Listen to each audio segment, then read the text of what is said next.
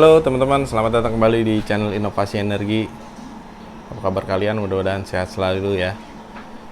Di video kali ini saya mau ngupdate mengenai MPPT POMR ya. Di generasi pertama saya ini penampakannya agak sedikit janggal dan ngasal ya. Jadi emang ini saya lagi ngetes. Kan kemarin habis dibenerin dan alhamdulillah udah bisa. Nah ini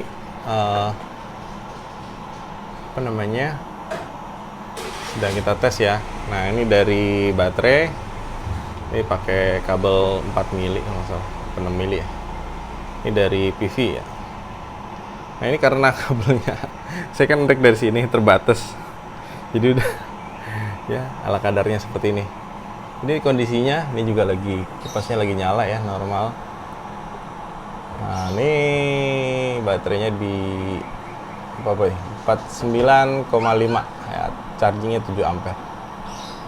Ya, dapat 378 watt. Ya, sekarang lagi charging terus.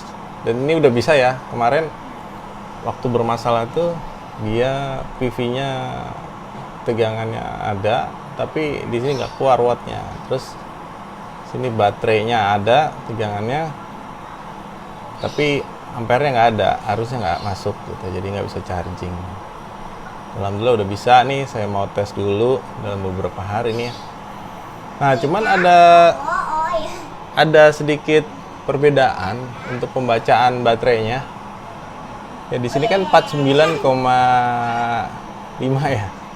Tapi kalau di Appover, coba kita lihat. Nah, di Appover ini berapa nih?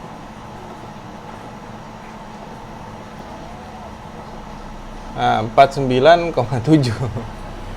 Selisih 2 digit ya memang. Tapi kalau kita cek menggunakan multitester ya, yang ini lebih akurat sih sesuai yang penampilan di sini, karena memang untuk MPPT ini dan ini memang beda kelas ya. Kalau ini di controllernya di microchipnya memakai generasi yang 16 bit kalau nggak salah. Ada chipnya kecil banget gitu, itu generasinya 16 bit. Kalau ini kan udah 32 atau 32 bit ya, generasi terbaru, jadi lebih akurat bacaan baterai dan juga PV-nya gitu.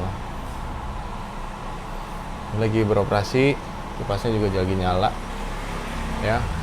Jadi update-nya begitu teman-teman. Ini saya ngasih pengaman seperti ini mau saya tes dalam beberapa hari ya. Lumayan sih bisa operasi lagi gitu kan.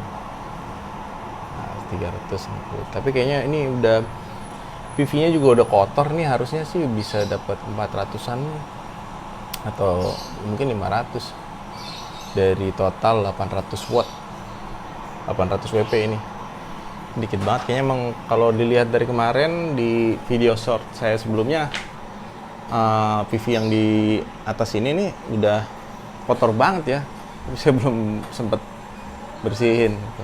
Tapi nggak apa-apa lah, yang penting ini beroperasi dulu, nanti kita optimalin lagi.